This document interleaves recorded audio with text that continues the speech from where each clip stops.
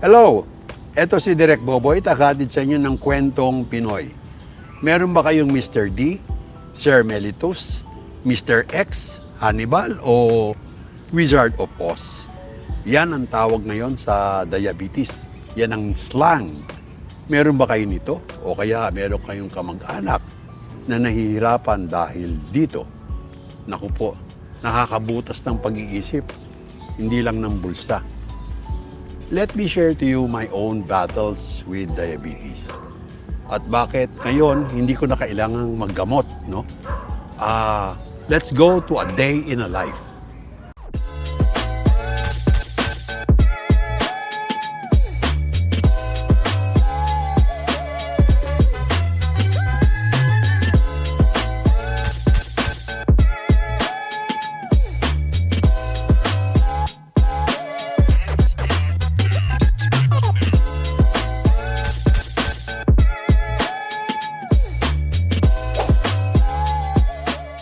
Depende sa panahon at kung puyat, I start the day with a walk around the village.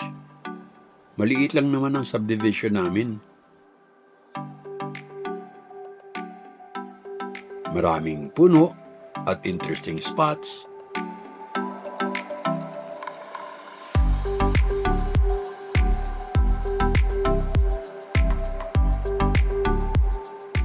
At mga poging bahay.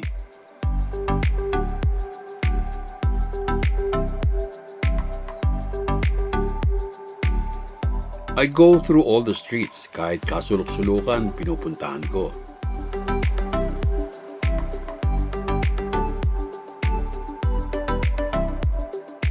Minsan, pagkakaya ng tuhod, sinasamahan ko ng takbo.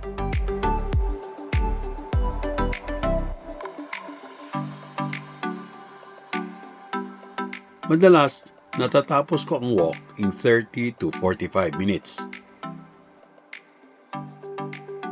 Depende rin kung may makasalubong at makausap sa daan o may interesanteng kukunan ng pictures.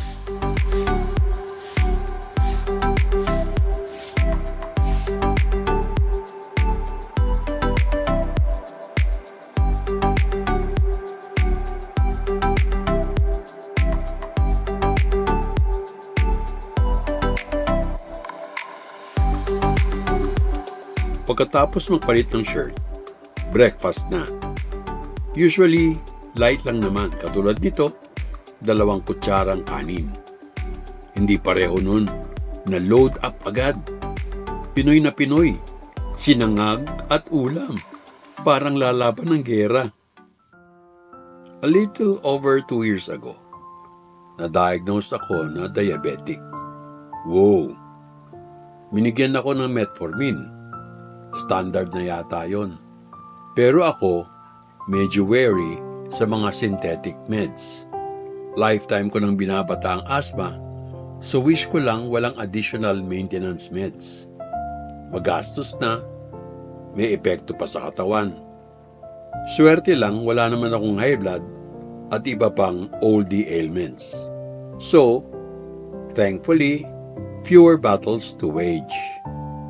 Wala naman ako pamamanid ng katawan o pananakit ng ulo o pagkahilo na sinasabi ni Bembol Rocco sa kanilang sugar control ads.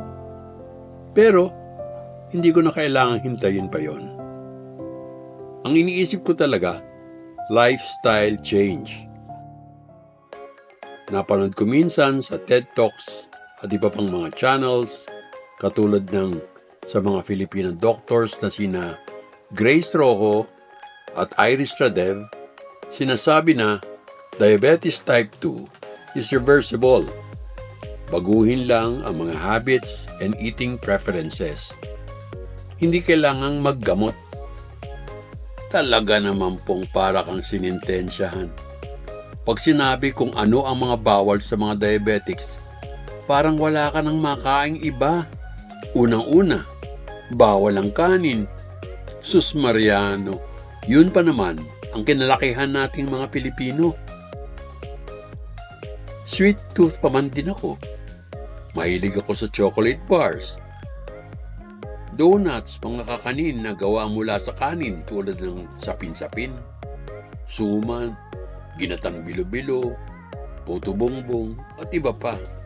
Name it, I look for it.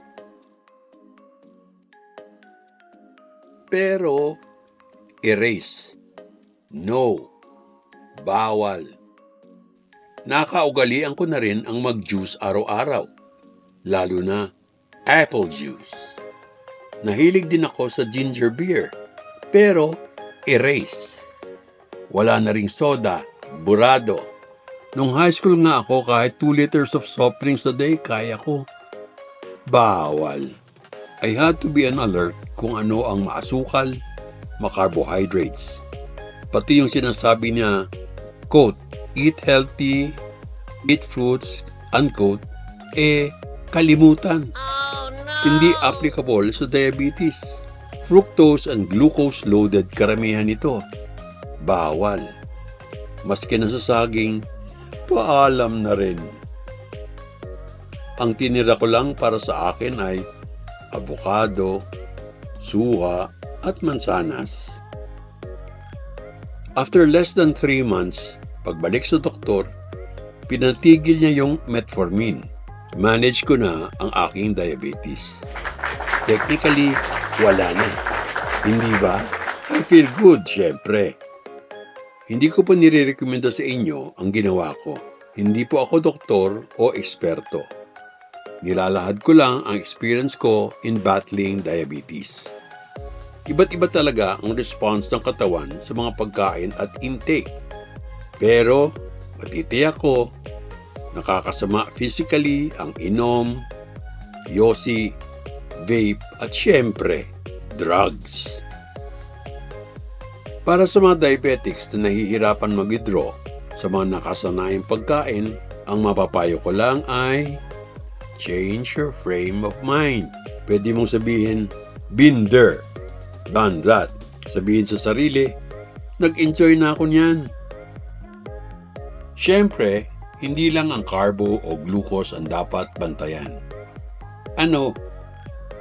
Pati na rin intake ng protein and fat. May balancing na hinahanap. Pero, mahabang pag-usapan pa yon. Consult the experts. Basta, what still is true is everything by moderation. Of course, galaw-galaw. Lalo na kung senior, madaling kumunat ang katawan. After all, diabetes is a metabolic disorder. Ibig sabihin, gamitin ng asukal sa katawan.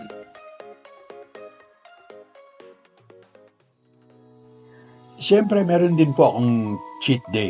Lalo na kung merong triple chocolate donut o chaparing sa sumansalia. Pero hindi na katulad ng dati na bahala na bukas o todo pasa mentality. Gusto ko rin naman tumagal hanggang 100 years old. So, please give your comments below. Please like, share, and subscribe. Again, salamat po sa inyo lahat.